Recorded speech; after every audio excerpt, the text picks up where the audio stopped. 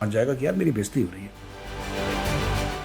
इन लोगों ने ऐसे ले लिया कि जैसे अमेरिका ने बहुत बड़ा इनको कोई गिफ्ट दे दिया हो, बहुत बड़ा कोई रुतबा, दुनिया में बहुत बुरा हो जाएगा और बहुत जुल्म हो जाएगा तो एक को भेजेगा अपने आशीर्वाद से, अल्लाह मस्जिद के अंदर घुस गए और ये करा वो, दुनिया भर का ड्रामा पैसे ऐंठने के लिए। बस पाकिस्तानियों का गेम यही है। बस जब भी भारत से कोई कहता है ना बात करनी, आप बात करो, आप फोन पे बात करो, आपको जो करनी है करो, इनके साथ कुछ साइन मत करो। जय हिंद दोस्तों, मैं हूं मेजर गौरव आर्य और आप देख रहे हैं द चाणक्य डायलॉग्स। इस वीडियो को लाइक करिए और हमारे चैनल को सब्सक्राइब करना बिल्कुल मत भूलिएगा, बेल आइकन दबाइए। अच्छा दोस्तों, हाल ही में जो बाइडेन ने एक बयान दाग दिया जिसके बारे में डिस्कशन बहुत हुआ, हम लोगों ने भी डिस्कस करा।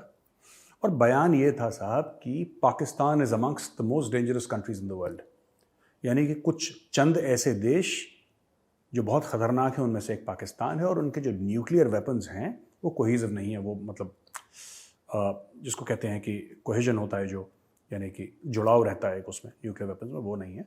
उनका कहने का मतलब था कि कभी भी अलकायदा के हाथ में या इस्लामिक स्टेट के हाथ में, तालिबान के हाथ में जा सकते हैं, रेडिकल एलिमेंट्स के हाथ में जा सकते हैं। उसके बारे में हमने आपको पहले भी बताया। लेकिन पाकिस्तान का जो रिएक्शन था, जो आम पाकिस्तानी, यार वो अजीब लोग हैं, उनकी थिंकिंग बड़ी अजीब है। वो तो खुशियां मना रहे हैं कि हमें बहुत खतरनाक बोल दिया, हमें बहुत खतरनाक बोल दिया।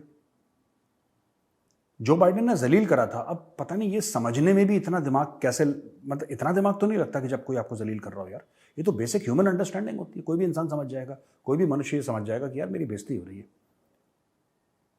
इन लोगों ने ऐसे ले लिया कि जैसे अमेरिका ने बहुत बड़ा इनको कोई गिफ्ट दे दिया हो, बहुत बड़ा कोई रुतबा दे दिया हो, एजाज दे दिया हो। तो बड़े पाकिस्तानी खुश, देखो हम कितने खतरनाक हैं, हमने दुनिया को बोला था हम सब बर्बाद कर सकते हैं, बनाना कुछ नहीं है ना, बर्बाद करने में सबसे आगे, तो बड़े खुश हैं पाकिस्तानी। खैर, मैं सोचने लगा कि यार ऐसा माइंडसेट क्यों है इन लोगों का, ऐसा दिमाग क्यों चलता है नेगेटिव। यानी कि अगर हम ये बोलें कि अगर कोई पाकिस्तानियों को ये बोल दे कि तुम खूनी हो, तुमने खून करा, तो बड़े देखो हमें इतनी हिम्मत है, हम खून भी कर सकते हैं। इस टाइप का माइंडसेट है, ऐसा क्यों है। तो मैं आपको ना कुछ चंद आपको किस्से आज सुनाऊंगा पाकिस्तान के इतिहास के, जो आपको दिखाएगा कि कितना दोगलापन है पाकिस्तान के इतिहास में, कितना ज्यादा दोगलापन है और किस तरीके से ये अपने खुद के इतिहास को मोड़ देते हैं। जो माइंडसेट है ना कि हम सबसे खतरनाक हैं और हमने बड़ा तीर मारा, बड़ा भाला मारा हमने, ये आता कहां से है। तो अगर आप ये जो एग्जाम्पल्स हैं, अगर आप, जो मैं उदाहरण आपको देने वाला हूं, अगर आप इनको ध्यान से सुनेंगे तो कल आपको बड़ा फायदा होगा। जब कोई भी पाकिस्तानी उल्टी सीधी बात करेगा, आप उसको फैक्ट्स के साथ आप उसको काउंटर कर सकते हैं। तो दोस्तों ऐसा है कि आपको पता है भारत में गोल्डन टेम्पल पे ऑपरेशन ब्लू स्टार हुआ था। बात 1984 की है, हम सबको पता है। आप में से कई लोग उस जमाने में पैदा नहीं हुए थे उस टाइम पे। मैं उस वक्त स्कूल में था और मैंने अलग अलग स्कूल बदले, कई स्कूल्स में पढ़ा। उस वक्त मुझे याद है अच्छी तरीके से, मैं डीपीएस आर के पुरम में पढ़ता था। और जब 1984 के दंगे हुए थे, तब मैं और मेरी बड़ी बहन, हमारी स्कूल की छुट्टी कर दी गई थी जब इंदिरा जी की हत्या हो गई थी, उनका असैसिनेशन हो गया था। तो हमें बोला था कि बच्चों तुम जाओ। तो हम तो बड़े खुश हुए थे, छुट्टी हो गई। हमें पता नहीं था कि क्यों बोल रहे हैं टीचर, हुआ क्या है। और जब प्राइम मिनिस्टर को ऐसे मारा जाता है या प्राइम मिनिस्टर की हत्या होती है तो इसका मतलब क्या होता है। हम तो बहुत छोटे थे, I think I was in class 8 और something like that at that point in time. तो हमें तो अकल ही नहीं थी इतनी। हमें तो बोला कि तुम लोग घर जाओ, और मैथ्स की क्लास चल रही थी। मैथ्स में वैसे ही हम बहुत बड़े फिलोसफर और गाइड थे। तो हमने बोला मैथ्स की क्लास के बीच में अगर कोई आके ये बोल दे कि तुम घर जाओ तो इससे बढ़िया और क्या चीज़ होगा। हम चले गए वहाँ से, मुझे अच्छी तरीके से याद है। हम लोग घर आ गए, मैं और मेरी बड़ी दीदी। उसके पहले ब्लू स्टार हुआ था, जिसको मैं एज अ फौजी अग्री नहीं करता ब्लू स्टार से। और भी तरीके थे इस मामले को सॉल्व करने के, बीएमपीज चढ़ा देना, टैंक फायरिंग, ये सब। This was very very highly avoidable. It could have been done differently, smartly काम हो सकता था उस समय। नहीं करा। सरकार के मन में, इंदिरा जी के मन में कुछ होगा उस वक्त, आई एम नॉट श्योर। खैर, मुद्दे पे आते हैं दोस्तों कि जब भी ऑपरेशन ब्लू स्टार होता है, कि उसकी जो सालगिरह आती है, उसका anniversary of operation blue star आती है, तो आप देखिएगा पाकिस्तानी जो हैं ये सोशल मीडिया पे, क्योंकि इनकी आदत है कि हिंदुओं और सिखों के बीच में दरार किस तरीके से डालें, इसलिए उन्होंने वो बेवकूफ़ जो खालिस्तानी है उनको फंड कर रखा है उनको, और ये सब कोशिश करते हैं। दरार डालने की। अब दरार तो होगी नहीं, लेकिन ये पूरी कोशिश में लगे रहते हैं पाकिस्तानी। नेगेटिव लोग हैं, काम ही यही है इनका, ये कर दो, ये खुद कुछ नहीं कर सकते, ठीक है, खुद कैपेबिलिटी जीरो है, तो इसलिए क्यों ना दूसरे का घर बन रहा हो तो उस पर एक पत्थर मार के चुपके से रात को आ जाए। ये इनका माइंडसेट रहता है ज्यादातर लोगों का, मैं सबकी बात नहीं कर रहा। तो जब भी ऐसा करें तो मैं आपको एक एग्जांपल देना चाहता हूं। पाकिस्तान ये कहते हैं भाई आप लोग घुस गए operation blue star golden temple के बारे में, ये तो हर साल ये लोग फसाद करने की कोशिश करते हैं गोल्डन टेम्पल की एनिवर्सरी के दिन। मैं आपको बताता हूं हुआ क्या असली में। गोल्डन टेम्पल का जो ऑपरेशन हुआ था उसके 5 साल पहले सऊदी अरेबिया में जो मक्का है वहां पे अल मस्जिद अल हराम है, जो कि सबसे ज्यादा जो होली है, सबसे मुकद्दस है, सबसे पायस मस्जिद है पूरे इस्लाम में। मक्का और मदीना आपने सुना होगा, तो सऊदी अरेबिया में मक्का, वहां पे जैसे यहां पे गोल्डन टेम्पल में भिंडरावाला घुस गया था ना, तो वहां पे मोहम्मद अब्दुल्ला अल कहतानी वहां पे घुस गया अपने फॉलोअर्स के साथ, अपने चेले चपाटों के साथ, हथियार लेके। और हथियार लेने के बाद उसने क्या करा कि वहां पे मारकटाई शुरू करी, और उसने बोला कि मैं महदी हूं। महदी यानी कि अल्लाह जो है जब दुनिया में बहुत बुरा हो जाएगा और बहुत जुल्म हो जाएगा तो एक को भेजेगा अपने आशीर्वाद से, अल्लाह भेजेगा और वो सब ठीक कर देगा, महदी। तो एक किस्म का वो कह रहा मैं महदी हूं। और उसके फॉलोअर्स ने भी बोला हाँ यही भाई है जो यही महदी है, बस यही फिट करेगा सबको, चलो अंदर। सब लोग मक्का की मौसम में घुस जाए। वहां पे सऊदी अरेबियन फोर्सेस ने उनको निकालने की कोशिश करी, वहां से तो नहीं निकल पाए। तो खूब कोशिश करी सऊदी अरेबियन फोर्सेस की। अब क्या हुआ कि जब उन्होंने कोशिश करी सऊदी अरब के फोर्सेस ने अंदर घुसने की, क्योंकि इतनी ट्रेनिंग नहीं थी उस जमाने में इनकी, कैसे ट्रेन टेररिस्ट को निकालना, वो तो स्नाइपर लगा कर टप टप निपटा रहे थे सबको।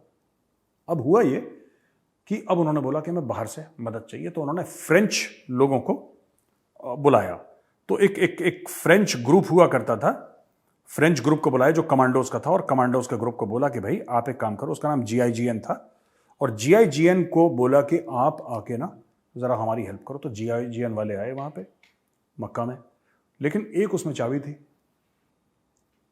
चाबी ये थी कि GIGN वाले जो भी फ्रेंच थे भाई, वो तो थे ईसाई, क्रिश्चियन थे, और बोला कि आप अंदर तो जा नहीं सकते क्योंकि मक्का के अंदर तो घुसना अलाउड नहीं है, सिर्फ मुसलमान घुस सकता है, और ये GIGN वाले तो घुस नहीं सकते क्योंकि वो ईसाई हैं।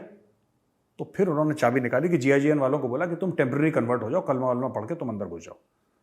तो उनका तो फ्रेंच को तो ऐसा कोई रिलीजन के साथ लेना देना है नहीं, वैसे ही एथीस्ट लोग हैं ज़्यादातर फ्रांस में जो कल्चर है, सबकी बात नहीं कर रहा ज़्यादातर। तो उन्होंने कलमा वलमा पढ़ा, उन्होंने बोला मेरे को फ़र्क नहीं पड़ता, वो घुसे। लेकिन इनको मैन पावर और ज़्यादा चाहिए था, क्योंकि वो हर जगह फैले हुए थे ना, जो आतंकवादी थे, जो महदी के फॉलोअर्स थे। तो बीच में कौन आया? हमारे पुराने बिछड़े हुए साथी पाकिस्तानी। पाकिस्तान ने स्पेशल सिक्योरिटी ग्रुप अपना जो SSG है, जिसका मुशर्रफ एक समय पे परवेज मुशर्रफ उसका वो हुआ करता था, he was part of the SSG, और SSG वाले भी वहां पे थे। पाकिस्तान ने बहुत कोशिश करी है इसकी मना करने की कि नहीं हम तो कभी गए नहीं, लेकिन SSG वाले घुसे थे वहां पे हथियार लेके, और उन्होंने भी फायरिंग अंदर करी थी। फ्रेंच तो गए थे, सऊदी अरब तो गए थे, लेकिन पाकिस्तानी आर्मी भी गई थी, पैसे लेकर गई थी सऊदी अरब से। अभी नया नया पैसा आया था सऊदी अरब के पास, सऊदी अरब से पैसा लेके, मोटा पैसा लेके इन्होंने मक्का के अंदर पाकिस्तानियों ने अपनी फौज को भेजा था। तो ये मैं आपको बताना चाहता हूं, जब भी ये आप देखिए, गोल्डन टेम्पल के ऑपरेशन से ब्लू स्टार से मैं एग्री नहीं करता, मुझे बुरा लगा, साफ सीधी बात है। लेकिन जहां पे पाकिस्तान की बात है तो हम सबको एक साथ मिलके ठोकना पड़ेगा। तो ये मैं पहला आपको बारूद दे रहा हूं, जब कभी ये बात करें ब्लू स्टार की, तो आप समझ लीजिए आपको क्या जवाब देना है कि भाइयों तुम मक्का में घुसे थे, अपना तो मुंह बंदी रखो। तो ठीक है, अब हम आते हैं नंबर 2 पे। तो दोस्तों, एक तो मैंने आपको मक्का के मस्जिद में जो अटैक करा था इन लोगों ने, उसके बारे में मैंने बताया। दूसरी चीज, जुलाई 2007 में पाकिस्तानी फौज, इस्लामाबाद में एक मस्जिद था लाल मस्जिद, वहां पे कुछ आतंकवादी घुस गए थे अलकायदा से सपोर्टेड, और वहां पे एक मौलाना था जो ऑपरेशन के बाद लेडीज सलवार कमीज पहन के बुरखा पहन के भागा था। फिर उस मौलाना को पकड़ लिया सलवार समेत, he was captured by the Pakistan army.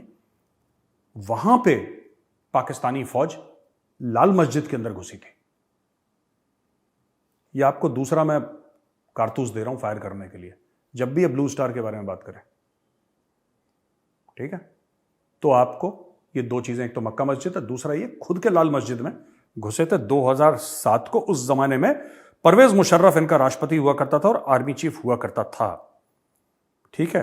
लोग कहते हैं कि करीब 90 या 100 करीब सिविलियन मारे गए, और उधर जो डिप्लॉयड थे, कहा जाता है कि 6000 फौजी डिप्लॉयड थे और करीब 150 स्पेशल सर्विसेज ग्रुप, यही स्पेशल सर्विसेज ग्रुप जिन्होंने मक्का पे अटैक का साथ दिया था और जिसका परवेज मुशर्रफ एक जमाने में हुआ करता था, पाकिस्तान की स्पेशल फोर्सेज हैं, तो वो लोग भी इस ऑपरेशन में वो थे। और जामिया हफ्सा मदरसा लाल मस्जिद के बगल में है, ये वहां से इन्होंने ऑपरेशन शुरू करा। अब्दुल अजीज और अब्दुल रशीद दो भाई थे, अब्दुल अजीज और अब्दुल रशीद दोनों के दोनों घुस गए थे। इन्होंने बोला कि साहब पाकिस्तान के अंदर शरिया होना चाहिए, पाकिस्तान के कॉन्स्टिट्यूशन को फाड़ के फेंको।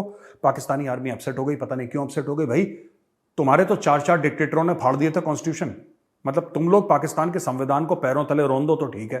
वो बेचारा गरीब मौलवी कह रहा है कि हम भी रोन देंगे। भाई ऐसा है कि हमें भी मजे लेने दो, तो तुमने उसको मार डाला, या एक को मार डाला, एक को तुमने भगा दिया वहां से, तो गलत चीज है। पाकिस्तान में 4 मिलिट्री डिक्टेटर हुए, राइट? याह्या खान, उसके पहले आयूब खान था, तो आयूब, याह्या, जियाउल हक, परवेज मुशर्रफ, चारों ने तो पाकिस्तान का कॉन्स्टिट्यूशन फाड़ के फेंक दिया। उनको कुछ नहीं बोला इन्होंने। अभी भी बाहर बैठ के दुबई में परवेज मुशर्रफ मालपुए खा रहा है, कोई उसको छू नहीं सकता। और यहाँ पे बेचारे गरीब मौलवी ने बोल दिया कि नहीं हम भी फाड़ेंगे कॉन्स्टिट्यूशन, तुमने भी फाड़ा, हमारी भी बैटिंग दो हमें, हम भी बैटिंग करेंगे। इन लोगों को अपसेट हो गया, इन्होंने अटैक कर दिया, ठीक है ना? तो वहां पे काफी लोग मारे गए। और उसके बाद पाकिस्तान में जो एक लहर उठी टेररिज्म की, वो मतलब बहुत ज्यादा खतरनाक थी। तो दोस्तों आपने देखा, जब भी ऐसा होगा, जब भी ऑपरेशन ब्लू स्टार की बात करेंगे, ठीक है, जिससे मैं पर्सनली मैं बार बार कह रहा हूं, मैं तो अग्री नहीं करता ऑपरेशन ब्लू स्टार से, गलत हुआ जो भी हुआ, लेकिन पाकिस्तानियों को तो साथ मिलकर ठोकना है यार। तो जब भी वो करेंगे, तो ये आपको मैंने 2 कारतूस पकड़ा दिए फायर करने के लिए। अब आपको पता है क्या करना है। दोस्तों ये तो मैंने आपको बता दिया कि जो पाकिस्तानियों ने करा मक्का में और जो करा लाल मस्जिद में। अब नंबर 2 पे आते हैं। अक्सर आप देखेंगे पाकिस्तानी बड़े जोश खरोश के साथ कहते हैं कि फिलिस्तीनी हमारे भाई हैं और इजराइल जो हैं वो फिलिस्तीनियों के ऊपर जुल्म करते हैं और अल-अक्सा मस्जिद के अंदर घुस गए और ये करा वो। दुनिया भर का ड्रामा, पैसे ऐंठने के लिए। बस पाकिस्तानियों का गेम यही है, बस खजूर आ जाए किसी तरीके से, वी वांट खजूर, ठीक। ये पाकिस्तानियों का गेम प्लान है। अब क्या हुआ कि अब मैं आपको बताता हूं दूसरा जो उन्होंने पाकिस्तानियों ने खुद का मुंह काला करा। ये जो फिलिस्तीनियों का बड़ा बुखार चढ़ा रहता है ना, आप पाकिस्तानियों को कभी बताइएगा कि बात है, ये बात है 1970 की, 16-17 सितंबर से लेकर 27 सितंबर तक। जियाउल हक जो बाद में प्रेसिडेंट बने पाकिस्तान के, आर्मी चीफ बने पाकिस्तान के, या खुद ही को बना लिया उन्होंने। पाकिस्तान में तो ऐसा आर्मी चीफ प्रेसिडेंट नहीं बनता, खुद ही को बना लेता है वो, तो भाई ने खुद को बना लिया। खैर, उससे करीब 8 साल पहले यही जियाउल हक पोस्टेड था जॉर्डन में। इसने किंग ऑफ जॉर्डन, जो जॉर्डन का राजा था, जो सुल्तान था, बादशाह था, उससे पैसे लिए। और क्योंकि सुल्तान की खटपट चल रही थी फिलिस्तीनियों के साथ जो वहां पे थे, कैंप्स में रह रहे थे, जियाउल हक ने पाकिस्तानी फौज जो वहां पे थी जॉर्डन में उस वक्त, उसको बोला अटैक। इन्होंने दोस्तों घेर के मारा है फिलिस्तीनियों को, घेर के मारा है फिलिस्तीनियों को। और इतना मारा, कोई लोग कहते हैं 10,000 मारे, कोई कहता है 25,000, मुझे नहीं पता कितने मारे, आई डोंट नो, मेरे पास करेक्ट फिगर नहीं है, क्योंकि मैं जितने भी अकाउंट्स पढ़ता हूं सब लोग अलग अलग फिगर देखते हैं। लेकिन जाहिर सी बात है, सब लोग ये मानते हैं कि 5-6 हजार से ज्यादा लोग मरे, और उसमें सबसे बड़ा हाथ पाकिस्तानी आर्मी का था, at that time led by Ziaul हक। जियाउल हक ने पूरा मामला टेक ओवर कर लिया और खुद पैसे लिए उसने, और अपने सोल्जर्स को ये बोला कि ये इस्लाम के लिए, ये इस्लाम के खिलाफ है, फलाना ढिमका, और फिलिस्तीनियों को मारना शुरू करा। और दोस्तों आप समझ लीजिए कि इतने फिलिस्तीनी मारे, कम से कम 20-30 जलियांवाला बाग एक साथ। आप समझ लीजिए कितना खौफनाक होगा। मैं कंपेयर नहीं कर रहा, क्योंकि जलियांवाला बाग तो बड़े हमारे दिलों के करीब है, और भारत का जो इतिहास है उसका एक बहुत अहम और बहुत दर्दनाक हिस्सा है। तो मैं कंपेयर नहीं कर रहा, लेकिन मैं आपको बता रहा हूं, जिन्होंने ब्लैक सितंबर के बारे में नहीं सुना, इन्होंने हजारों फिलिस्तीनी काट दिए। और आज वही पाकिस्तानी, आम पाकिस्तानी, ਉਹ ਜੀ ਸਾਡੇ ਭਰਾ हैं जी और हमारे दोस्त हैं जी, तो मुसलमान है, तो सानू भी मुसलमान थे, असी भी मुसलमान थे, तुसी भी मुसलमान, ये सब ड्रामा करते रहते हैं पाकिस्तानी। सच्ची बात यह है कि जितने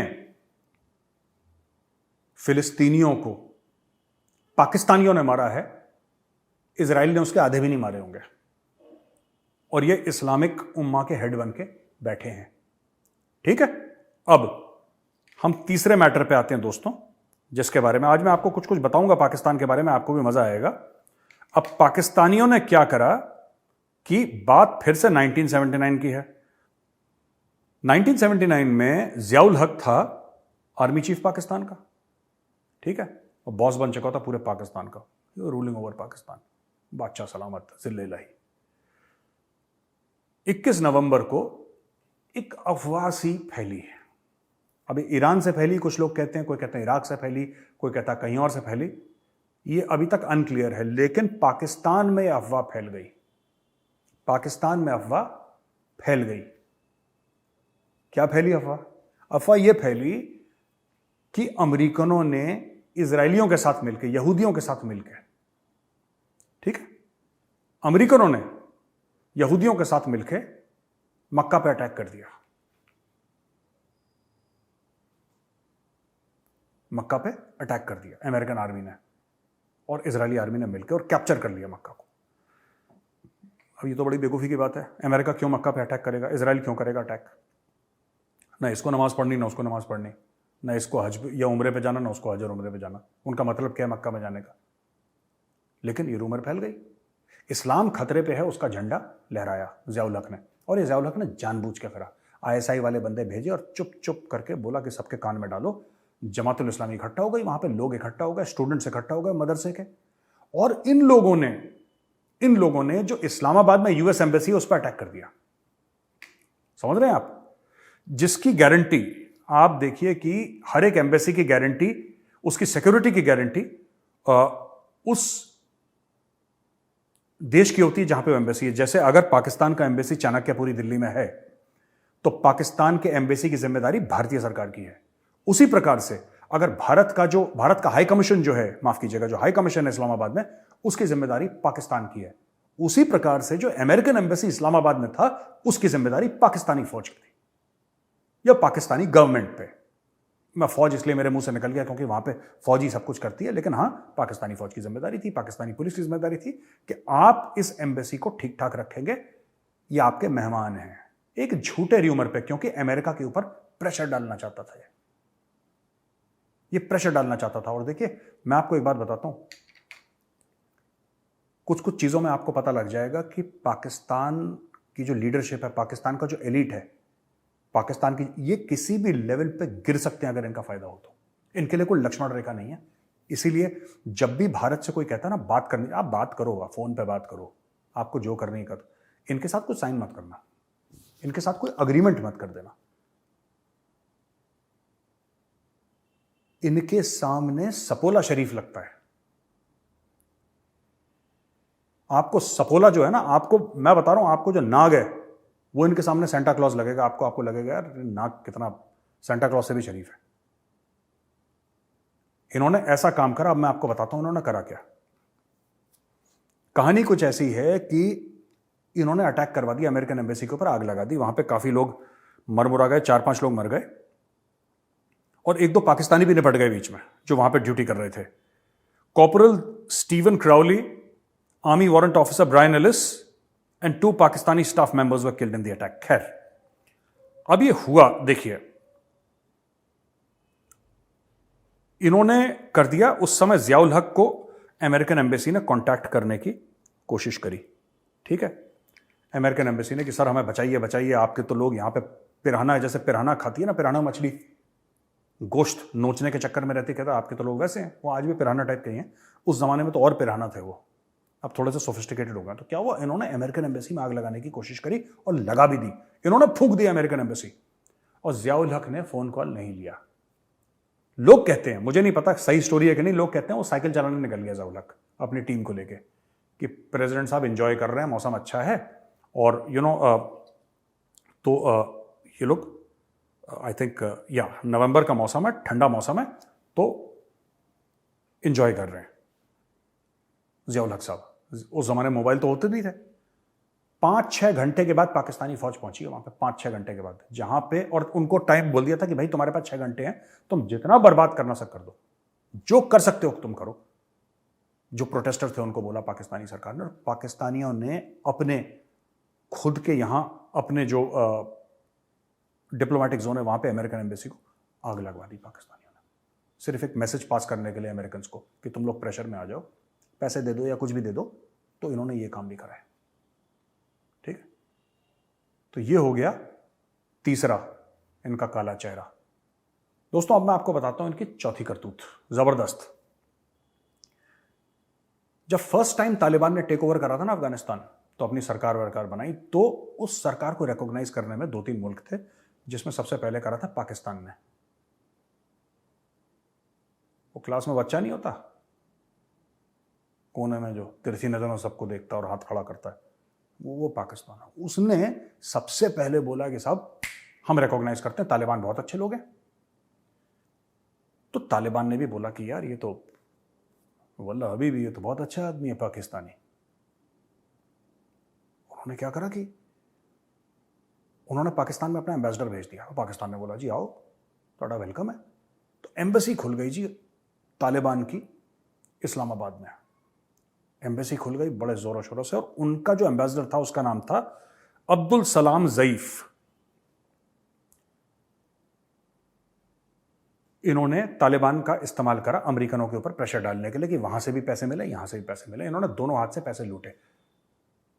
इस मामले में पाकिस्तान से ज्यादा बेहतरीन मुल्क और कोई नहीं है दुनिया में। दोनों हाथों से, इनके 4 हाथ हैं, 2 से पैसे लूटते हैं और बाकी दोनों हाथ लोगों के जेबों में होते हैं।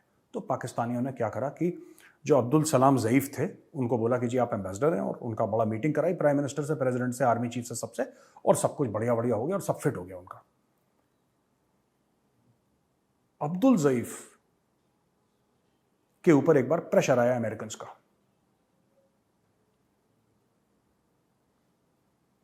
अब्दुल ज़ईफ ने बोला मैं तो एम्बेसडर हूं, मुझे डिप्लोमेटिक इम्यूनिटी है। पाकिस्तानी ने बोला क्या बच्चों वाली बात कर रहा है, हमें डॉलर मिल रहे हैं तो इम्यूनिटी की बात कर रहा है। पाकिस्तान ने अब्दुल सलाम ज़ईफ जो कि एम्बेसडर था, ये उसकी एम्बेसी में गए, उसके घर के अंदर गए, उसको वहां से उठा के ले जाके पैसे लेके अमेरिकन को बेच दिया ambassador. My life with the Taliban किताब लिखी थी ज़ईफ ने जेल से छूटने के बाद, my life with the Taliban. उसमें पाकिस्तान के बारे में लिखता है they have 2 tongues in 1 mouth, यानी कि उनके एक मुंह में 2 जबानें हैं और एक सर पे उनके 2 चेहरे हैं। ये सबकी जबान बोलते हैं और ये सबका इस्तेमाल करते हैं और ये सबको धोखा देते हैं।